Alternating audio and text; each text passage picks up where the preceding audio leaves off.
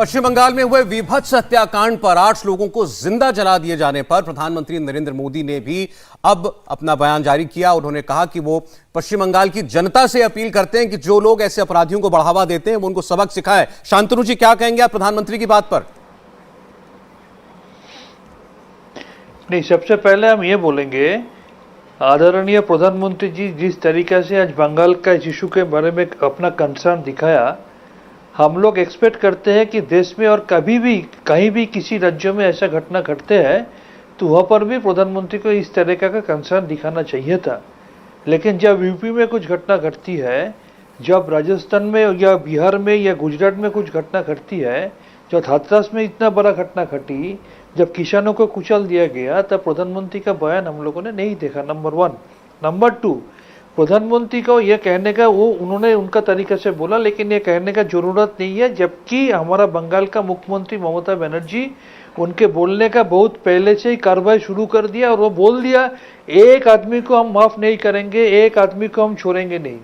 और मेरा तीसरी बात यह है, आज जिस तरीके से प्रधानमंत्री अपना प्यार दिखाया बंगाल के लिए, अपना कंसर्न दिखाया बंगाल के लिए, इसी तरह अगर बंगाल का जितना ड्यूज है, जितना पैसा बंगाल को मिलना चाहिए, अगर इसी तरह प्यार दिखा के उतना पैसा बंगाल को दे दे तो बंगाल का डेवलपमेंट में कभी रुकावट नहीं आएगा।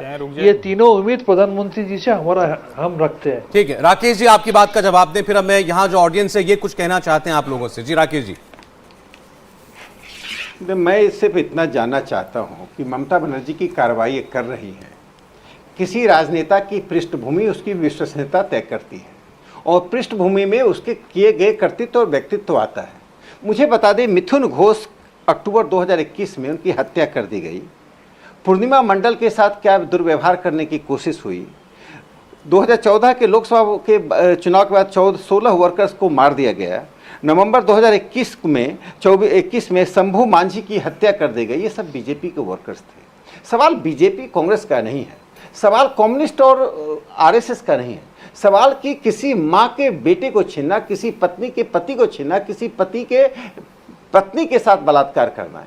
इन घटनाओं पर आपने क्या कार्रवाई की? शांतनु जी, आप एक घटना पे बता दीजिए, किसी को जेल, देखिए घटना घटती है 20 लोगों को जेल में ले जाते हैं, वो तो एक रिचुअल है कि पुलिस जाती है 20 लोगों को पकड़ती है, 25 लोग, किसको सजा मिली? ये करने वाले सब टीएमसी के वर्कर्स हैं। पश्चिम बंगाल में टीएमसी के वर्कर ने हत्या की फैक्ट्री खोल दिया है। तुम मेरे खिलाफ हो, तुमको काम नहीं करने। आपको बताओ, एक अंतिम बात बता दूं शांतनु जी, अगर मैं गलत होऊंगा तो आप करेक्ट कर दीजिए।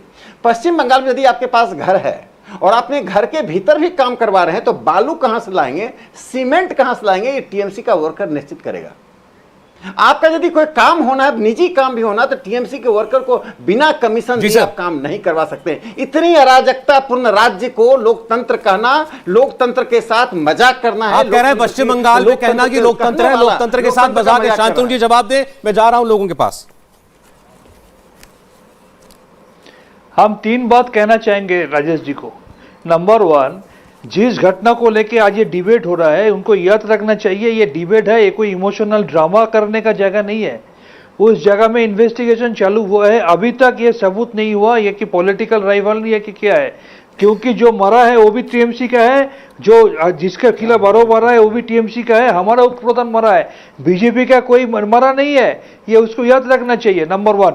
नंबर 2, राजेश जी जो एग्जाम्पल दिया है उनको ये जानना चाहिए अच्छी तरह, उनमें से 2 घटना ऐसे उन्होंने बोला है जो बीजेपी का आपस में इंटरनल क्लैश था, बीजेपी का पार्टी लोग ये मान लिया।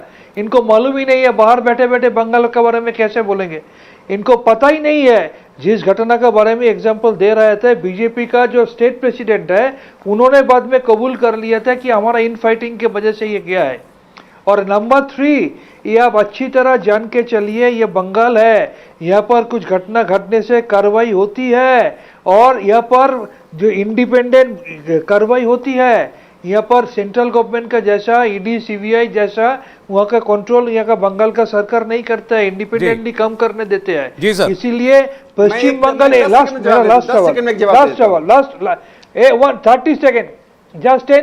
सेकेंड ममता बनर्जी एक चीफ मिनिस्टर है जिन्होंने दिखा दिया है अभी भी तृणमूल कांग्रेस का कोई अगर कोई कल्पिट निकलता है तो उसको भी सजा मिलता है, उनका 1, 2, 3 करके हम एग्जाम्पल दे सकते हैं। उसको निकाल दिया जाता है।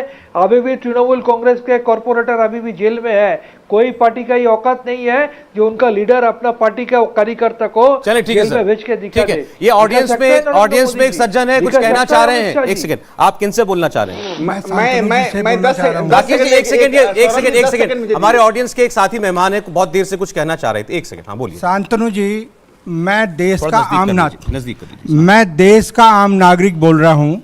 मुझे मालूम है कलकत्ता के अंदर में ममता बनर्जी जी ने पाड़ाबाजी चलती है, गुंडागर्दी।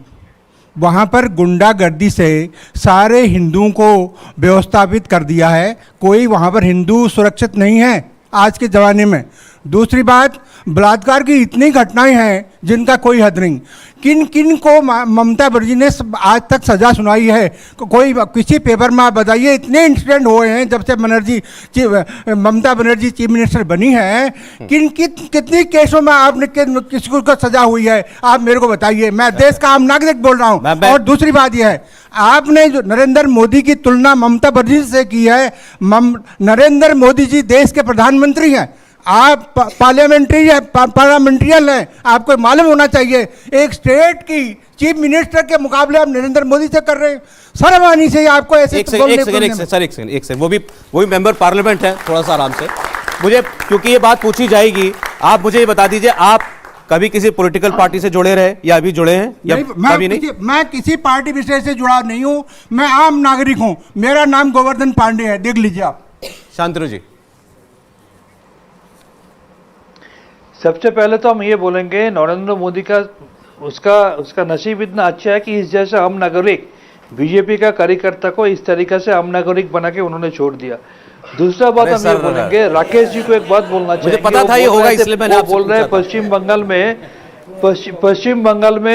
बंगाल में कमीशन पर बात बोल रहे थे ना, और देश का सब कुछ अंबानी और अदानी का पास बेच रहा है नरेंद्र मोदी। इसका बारे में आप क्या बोलेंगे? और आप गुंडाबाजी का बोल रहे हैं बंगाल में। बंगाल का गुंडाबाजी अगर देखिए तो national crime record bureau NCRB, ये बंगाल का डाटा नहीं है, सेंट्रल गवर्नमेंट का डाटा है। उस डाटा में देखिए बंगाल का स्थिति क्या है और उससे कितना खराब स्थिति यूपी का है, उससे कितना खराब स्थिति गुजरात का है। ये देख के बात बोलिए और ये अच्छी तरह जान के चलिए, ये प्राइम मिनिस्टर चीफ मिनिस्टर की इशू नहीं है, ये फेडरल स्ट्रक्चर है। ये फेडरलिज्म का एक बात है। चीफ मिनिस्टर भी एक चुने हुए चीफ मिनिस्टर है, प्राइम मिनिस्टर भी एक चुने हुए चीफ मिनिस्टर है। अगर प्राइम मिनिस्टर खराब काम करेगा तो चीफ मिनिस्टर का हक है प्राइम मिनिस्टर का खिलाफ बोलने के लिए। ऐसा नहीं है कि प्राइम मिनिस्टर है बोल के चीफ मिनिस्टर कभी कुछ बोल ही नहीं सकता है, ऐसा नहीं हो सकता है। अच्छी तरह ममता बनर्जी भी इलेक्टेड लोगों की पसंद बनकर ही मुख्यमंत्री बनी है, जैसे नरेंद्र मोदी प्रधानमंत्री बने। एक सज्जन और है यहाँ पे, अनुज गुप्ता, मैं शांतनु जी से पूछना चाहता हूं कि ये बंगाल की जो भूमि है सुभाष चंद्र बोस की भूमि है। आप ये स्वीकार कर लीजिए कि भाई हमारे यहाँ अपराध हुआ है और हमें जल्द से जल्द इनको इंसाफ देंगे। इसमें क्या है, छोटी सी बात है। ये तो वो कह रहे हैं, अब तक कहते रहे, लेकिन कहाँ दिया इन्होंने? आज तक नहीं किया। आज तक इतने अपराध हो गए, आज तक इन्होंने कभी नहीं कहा, कोई इंसाफ नहीं मिला उसको। जाति से और मजहब से नहीं चलेगा। वो भी नागरिक हैं, आपके बंगाल के नागरिक हैं, तो आपको उनके साथ इंसाफ करना चाहिए। मेरा आपका सवाल का जवाब ये है, अभी डिबेट में तो हम जवाब नहीं दे पाएंगे। आप काइंडली एंकर से मेरा नंबर ले लीजिए, आप कांटेक्ट कीजिए। कितना आदमी का खिलाफ सजा हुआ है, कितना आदमी को सजा भुगतना पड़ा ममता बनर्जी का गवर्नमेंट का टाइम में, हम डिटेल सबको दे देंगे। ये मेरा कमिटमेंट है। इंडिया टीवी हर वक्त हर जगह डाउनलोड करने के लिए सर्च करें India TV news Google play store या ऐप स्टोर पर।